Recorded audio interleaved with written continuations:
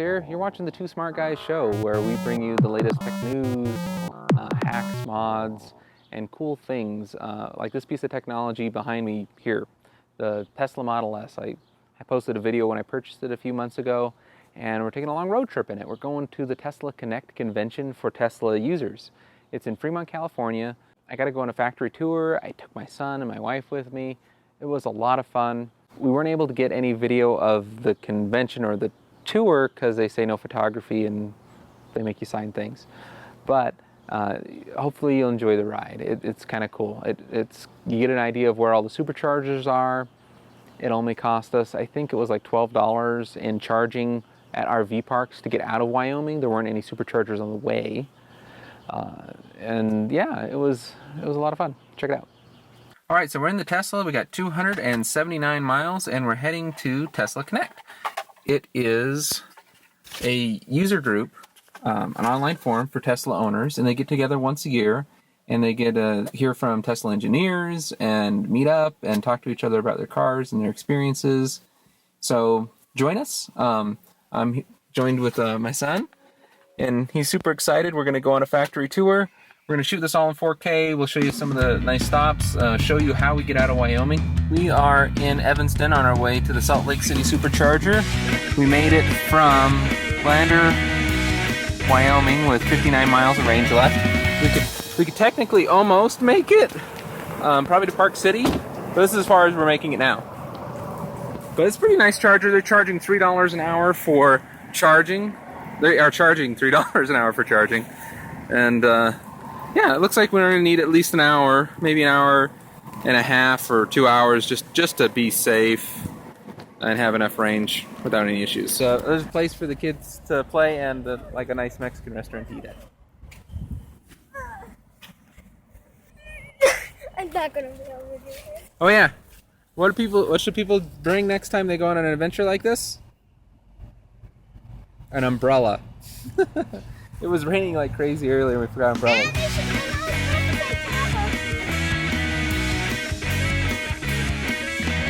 Alright, so we're now in Salt Lake City. We stayed the night over at Park City, Utah. Unfortunately, there wasn't a lot of charging going on over there. What was it, Kimball Junction? The charger that was over by the ice cream shop, was it Cold Stone Ice Cream? Was very slow. It was only about 10 miles an hour range.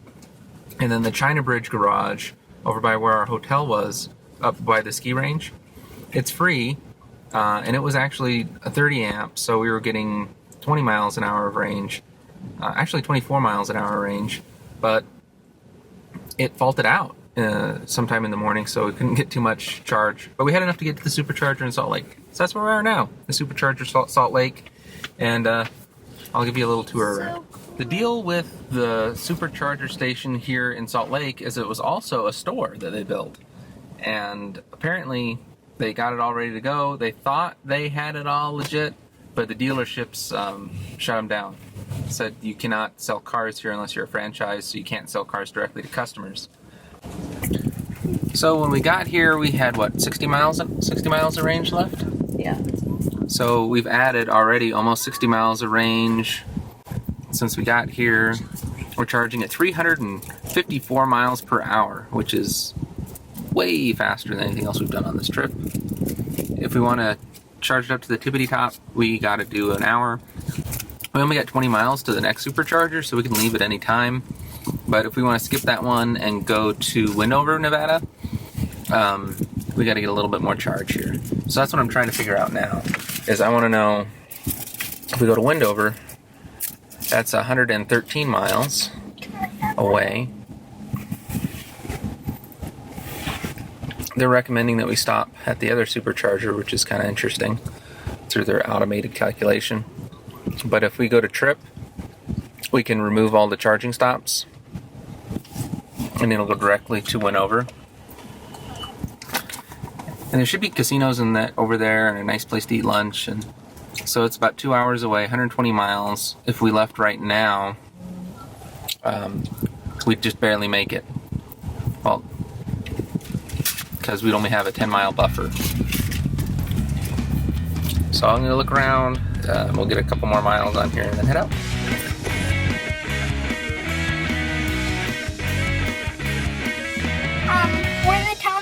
go. We're about 20 miles away from Salt Lake City. We didn't really need to stop here, but we're going to check it out.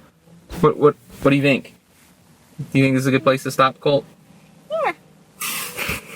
Because There's really not a lot going on here. There's probably a bunch of tools to buy here. There's a Denny's where you don't have to cross a major street, whereas in Salt Lake, you kind of had to cross a major street, and there wasn't a whole lot. There was like about a KFC, and there was an A&W, and a couple of little places, but they weren't too fancy. There's a McDonald's here and a Del Taco. So it's interesting, but we noticed it's a little bit slower charging. Right, it might be because the battery is more than half full. We're charging at 253 miles an hour versus the 349 we were getting over in Salt Lake. So something you might want to keep in mind. This is our stop at Wendover, Nevada. It's by the Peppermint Mill Casino. They have pretty good food here. There's also a Burger King if you want something cheap. Not too bad. Alright, so we're in Elko, Nevada at the Supercharger. Saying about 20 minutes worth of charging to get us to our next destination. It was raining like crazy, so we went over to the Big Five Sporting Goods. Get a bite to eat over at Denny's. There's a Riley's Dress Barn, Arby's, Jack in the Box. Not a bad place to hang out. Burger King, a couple different hotels or motels. So this is behind the curtain. This is what's inside the Superchargers. This is what actually provides all the power to the stations. Here we are at Winnemucca, Nevada, I think, and it's interesting. There's a Chevron at the Supercharger.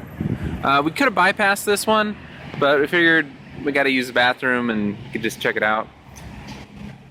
The next station's 70 miles from here. We had more than 100 miles of range, but wouldn't hurt to add a few more miles. There's a casino, Dos Amigos restaurant. There's a McDonald's across the street. There's also a Burger King up the hill. And there's a few other shops around. There's a Flying J Travel Plaza. Yeah. So, Winnemucca. Yay. We're next to a Supercharger that we're charging.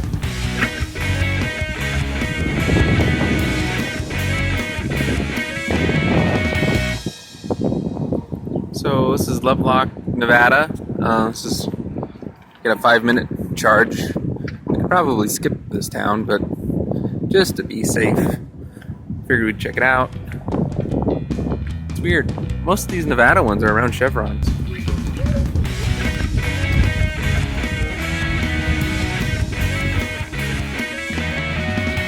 Alright, we are at the GSR, the Sierra Resort and Casino in Reno, and they have high-powered wall chargers available to use for guests of the casino. There's a bunch of restaurants, Mexican restaurant, buffet, lots of options, a yogurt place, a bowling alley, movie theater. Awesome place to stop and charge if you don't want to stop at the Supercharger in Reno. Especially a great place to stay overnight. They had a pretty decent rate, under $100.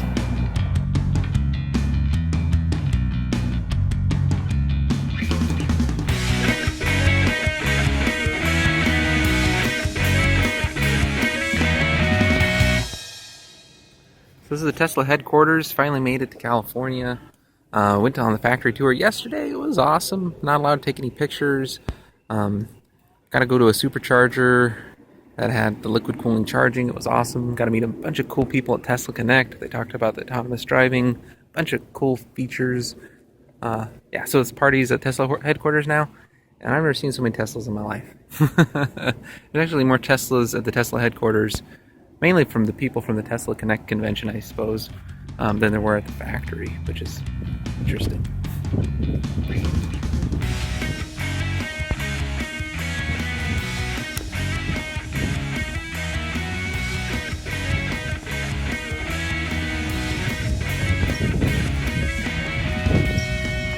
Got back from the party at Tesla headquarters, charging up to full at the Supercharger at the Computer History Museum in Mountain View. This place was packed a minute ago. All but one chargers were full. These are the cool liquid charged ones. Gonna be making our journey back tomorrow. A lot of fun. Got to talk to some pretty cool Tesla owners. All right, so that was our trip to Fremont, California and back. It was over 1,000 miles. It was over 20 hours of driving. I'd say our time charging probably was an additional like 6 hours or so. We split it up over a couple of days. We got to stay at some nice hotels and got to see the sights. It was a lot of fun. I definitely do it again. It'll be more fun when we get superchargers in Wyoming, less waiting in Wyoming. We did have one little snag on our way back. I only showed you the way there, but on our way back, we were charging in Evanston, Wyoming, and we were waiting there at a Mexican restaurant. We charged for an hour, but we really needed a good 3 hours of charging to make it all the way home. And we thought we'd go to Rock Springs and charge up some more and find some more things to do. We got to Rock Springs, where I've charged before, no issues. This time, they were completely sold out due to a rodeo. So we ended up getting a hotel that had an outlet on a light pole. We were able to charge up overnight and make it home without any issues. We probably would have been able to squeak by just barely to make it home, or made it to the next RV park in Lander, Wyoming. But we didn't want to risk it. We needed like a buffer cushion. Anyways, if you like this video, please subscribe and comment below if you want to know anything more about the Tesla Model S, or if you want to know about some more cool hacking things. Me and Ponesy are going to do some videos on Wi-Fi hacking, and might be going to DEF CON pretty soon here in the next week or two. And maybe I can get everybody together for a 10-year anniversary special episode, because we've been doing this for 10 years now, since PSP Hacking 101. Thanks for viewing. We'll see you guys soon.